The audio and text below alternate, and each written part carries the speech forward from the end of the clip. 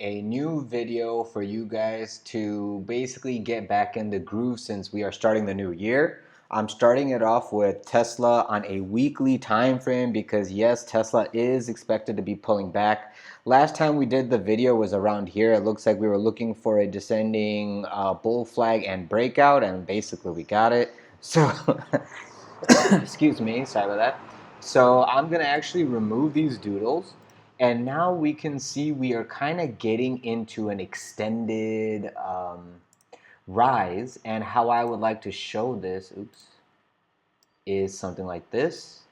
And it looks like an expanded wedge. Why I have this fib pullback is because I'm expecting this to come back and find some support in this region before it actually breaks back out and look for higher. And in this flag, just like this, let me show you.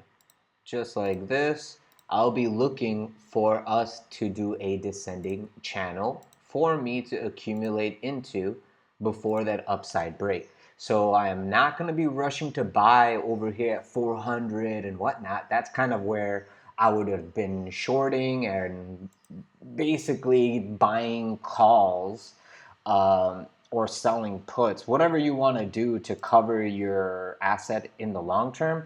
But obviously, I don't have a long-term position, so right now I'm just basically looking for, hey, what's a good time to be buying this for the long term? And that's why I'm making this video. I'm trying to get back into the groove of my routine.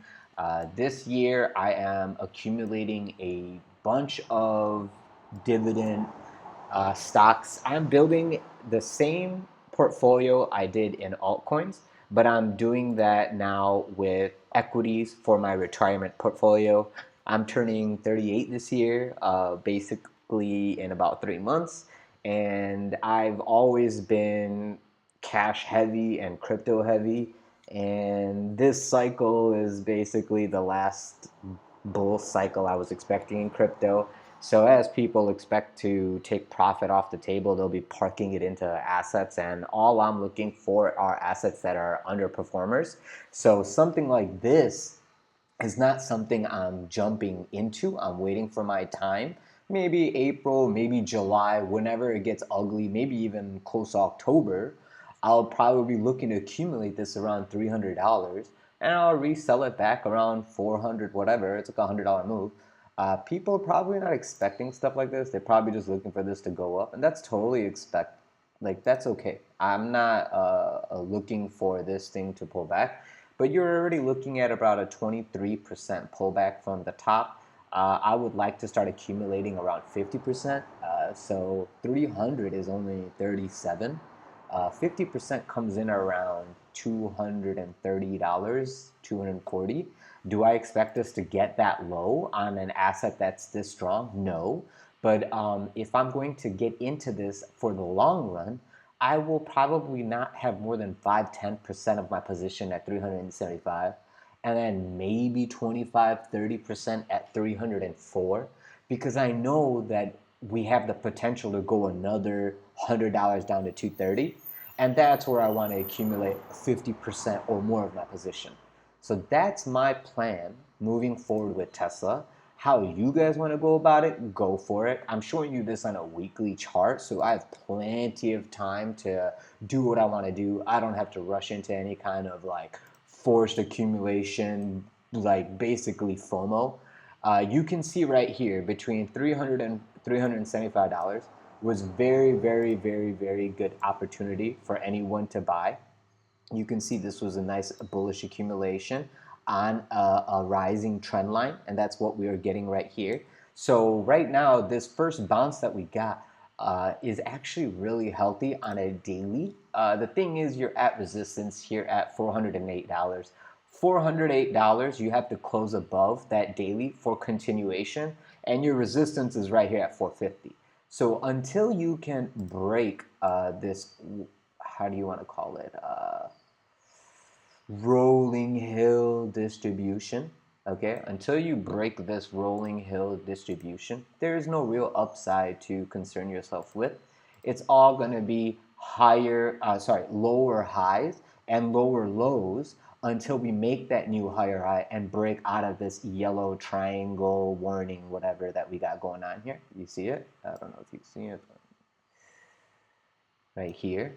This is your warning area. Let's make it that an orange triangle. And once you are at this level right here, we have to make a decision. Are we going to break back up above 450 or not? Or are we too expensive? And are we going to take some liquidity from these lower levels over here at like 330, 350? And that's what we're going to wait to see this week. Today is a great day to watch what happens. If you get open and closes on a 4-hour time frame, you only get 3 4-hour candles. Let's say an hourly open and close about 450. The possibility of us going higher is there. I personally am not going to care about rushing into this until we get above 490. Okay, I'm not gonna cry for what is it, 410 to 480, $100 move, because I don't know if we are topping out or not. Okay, the risk of me buying from 410 and then going all the way to 304, and then you think this is the low and we're gonna DCA here, but then we go to 230 and now we're in like a large position and like over a 25%, 30% drawdown. That's why people sell the bottom. Instead, we know that this is the risk. Why not just wait to accumulate here? Like my whole plan is like I want to see this bleed out, and then my accumulation is probably going to be like right here. Why would I front run myself without discount? And then the only reason I'm buying here is because these last people will get tested. So until they get confirmation, like, yeah, we don't want to let go of our entry, why would I even try to accumulate? It's just in my mind that this is still not cheap enough. But if I was dead set on buying this, I would have the smaller allocation going into this right now. So like 10, 20% max, because you did just fill this gap right here. Okay, this gap. Today, are we going to protect that gap, or are we going to basically roll over, as I already pointed out, and look for that liquidity lower? So all the people who already bought are in this better have money to buy more and keep this up. If they get scared out and they start selling, if they bought at 473 and they're selling at 410, obviously the rest of the people who bought here are going to see it, and then they're like, let me get out, break even before I take a loss, kind of situation. Probably a bunch of stop losses are sitting around like 370. So once you break that 370 level and you go back above it, that's when I will feel like, okay, we can go higher.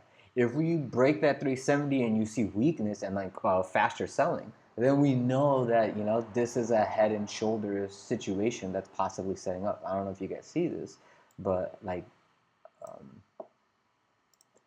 a head and shoulder into the new year, mind you. And then here's that shoulder I'm looking for. Like, how high are we going to get rejected? I'm looking at 450 at worst case scenario, and then the flush into the inverse head and shoulder, where I will be looking for some kind of inverse head and shoulder accumulation formation for me to buy this sucker back up. So until this happens, I'm just sitting and accumulating more liquidity and getting ready for the potential opportunity. I'm going to remove a lot of these doodles because now we're just stacking lines on lines on lines. Let me delete that. And then this way we can follow up on this on the next video, because equities move like turtles and it takes forever for these things to play out, almost like a month or two, So that's the beauty of stocks to crypto.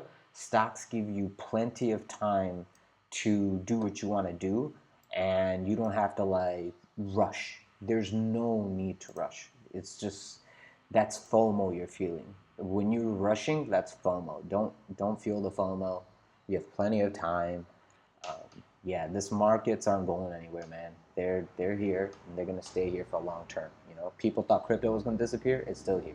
So this is something I want you guys to keep aware of. If you guys have any questions or concerns, hit me up in the comment section below. I will follow up with new videos on equities, I'm trying to take a quick peek at the Mag 7 to see, hey, is now a good time to accumulate, or do I need to take my foot off the brake, wait for a distribution phase, and then wait for accumulation again on the charts before I start accumulating? But yeah, as long as these things are holding above 350, it's good to try to nibble. It's when you lose 350 that you have to be aware that, hey, now this is a more distribution going on. And I don't even have my RSI going on, so I don't see the strength and stuff because I'm going off levels for equities. Because this is like, it's too large a market cap for us to look for oversold, overbought. These are assets people will buy and hold for like long term, long term. So, uh, yeah, that's the point I'm trying to make. I hope you guys had a great new year. Welcome back to the grind. And if you guys have any questions or concerns, hit me up in the comment section below. Leave a like, subscribe, press the bell button for notifications, and I'll see you guys in the next one. Have a great one. Bye bye.